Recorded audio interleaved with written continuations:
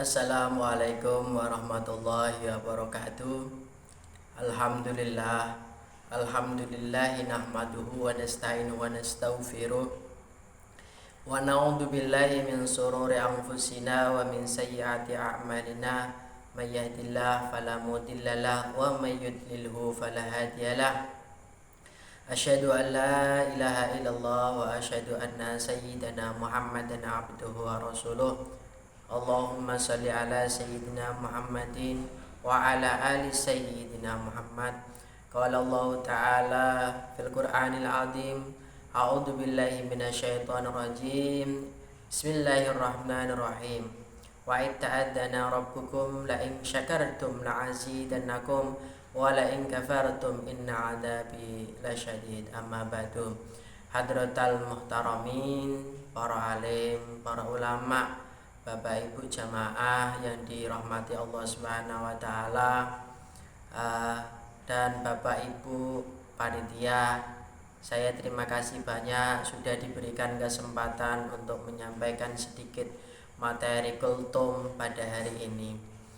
Nanti kita akan membahas tema tentang paham radikalisme. Apa toh Bu, Bapak Ibu, radikalisme itu kita nanti akan bahas.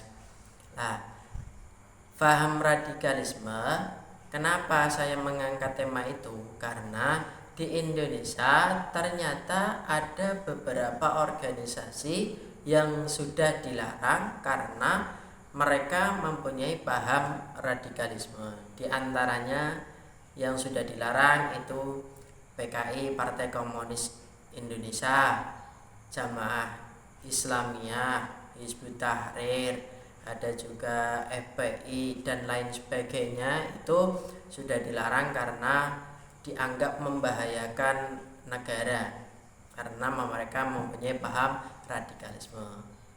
Paham radikalisme niku paham atau aliran dalam sebuah agama, baik agama apapun itu, baik Islam, Kristen, Hindu, Buddha, dan lain sebagainya, yang menginginkan perubahan sosial dan politik dengan cara kekerasan. Padahal di dalam Al-Quran Allah berfirman, kita itu tidak boleh menggunakan kekerasan. Karena di dalam sebuah ayat di surat Al-Baqarah ayat 143 Allah berfirman seperti ini. Wa kadzalika ja'alnakum ummatan wasatan litakunu syuhada'a 'alan nas wa yakuna rasulu 'alaikum syahida. Di situ redaksinya adalah ummatan wasatan. Allah itu menjadikan kita sebagai umat yang wasaton, berada di tengah-tengah. Tidak terlalu keras, tidak terlalu lembek. Dalam artian tengah-tengah itu adil juga bisa, tidak terlalu keras. Karena apa? Tidak terlalu berlebihan. Nah, karena apa? Karena ternyata kalau kita mempraktekkan sesuatu itu secara berlebihan, itu mempunyai dampak yang kurang baik, baik itu di kehidupan sehari-hari maupun di agama. Contoh, kalau kita makan sambal normalnya, sewajarnya, insya Allah perut kita masih bisa menerima. Tapi kalau kita sudah makan sambal sampai berlebihan, cabenya 100 bahkan 150, apa yang terjadi? Nanti paling boten mencret. Nah, seperti itu. Atau bisa lambungnya juga terkena penyakit dan lain sebagainya. Begitu juga kalau kita konsumsi gula sewajarnya, insya Allah nggak apa-apa. Tapi kalau kita konsumsinya gula sebanyak-banyak, nggak normal, apa yang terjadi? Nanti kadar gula naik, terus terjadi penyakit yang lain-lainnya. Nah, itu praktek dalam kehidupan sehari-hari. Kalau dalam hal agama pun juga kita tidak boleh menggunakan sesuatu yang berlebihan. Makanya Allah Subhanahu wa taala berfirman, "Ya ahlal kitab la taghlu fi dinikum." Ya ahli-ahli kitab pada zamannya Nabi Isa dulu, la taghlu, janganlah kamu berlebihan fi dinikum di dalam agamamu. Karena apa? Karena dulu umatnya Nabi Isa itu menganggap Nabi Isa itu posisinya sebenarnya kan menjadi nabi dan rasul. Tapi karena umatnya itu berlebihan, menganggap berlebihan, maka Nabi Isa itu diangkat sebagai Tuhan oleh umatnya. Lah itulah karena mungkin itu kita tidak boleh berlebihan di dalam masalah agama. Nah, penyebab radikalisme itu apa saja? Yang pertama, ini saya persingkat saja, tidak terlalu panjang lebar. Yang pertama, pemahaman terhadap agama yang kurang, dari dasarnya itu melenceng karena tidak ada gurunya, tidak ada yang membimbing, akhirnya melenceng. Terus yang kedua, terlalu fanatik terhadap ajarannya sehingga orang lain dianggap salah kalau tidak sepaham dengan dia.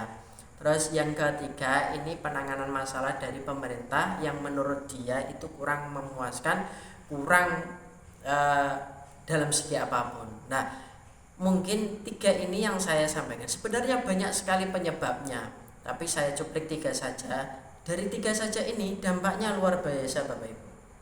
Dampaknya nanti kalau sudah terjangkit penyebabnya ini sudah masuk, pertama, nanti akan terjadinya teror dan kekerasan. Itu sudah pasti karena orang lain itu semuanya dianggap salah. Terus menimbulkan konflik baik antar tetangga, antar negara atau antar apapun. Nanti kalau sudah fanatik ini nanti akan bermasalah. Dan yang ketiga akan menimbulkan keresahan. Pasti akan menimbulkan keresahan dan ketakutan karena mereka menganggapnya orang yang selain seagama dengan saya boleh saya bunuh, halal saya bunuh. Akhirnya nanti ada bom bunuh diri, ada penembakan dan lain sebagainya. Karena apa? Karena mereka memahami yang selain dia itu salah. Terus yang selanjutnya, dampak yang selanjutnya ini nanti pemerintahan itu nanti akan terkena dampaknya karena otomatis kalau sudah paham seperti itu nanti larinya protesnya ke pemerintahan.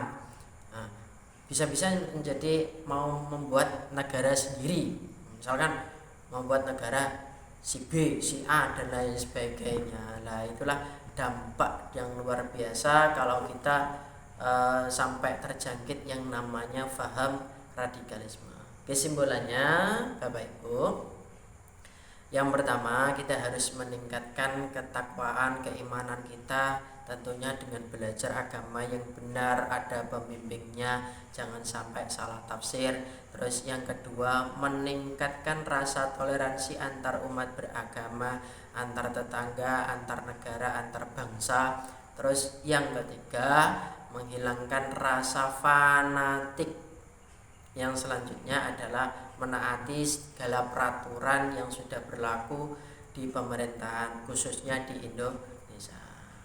Mungkin ini semoga kita semuanya diberikan keselamatan, diberikan kesehatan, diberikan ilmu yang bermanfaat sehingga kita bisa beribadah dengan tenang, beribadah kepada Allah Subhanahu wa taala dengan lancar dan dijauhkan dari segala fitnah, masalah dan lain sebagainya sesuai dengan harapan kita yang selalu kita panjatkan doa Rabbana atina fid dunya hasanah wa fil akhirati hasanah wa qina adzabannar. Kehidupan di dunianya gampang, kehidupannya di akhiratnya juga bahagia, itu yang kita harapkan semuanya.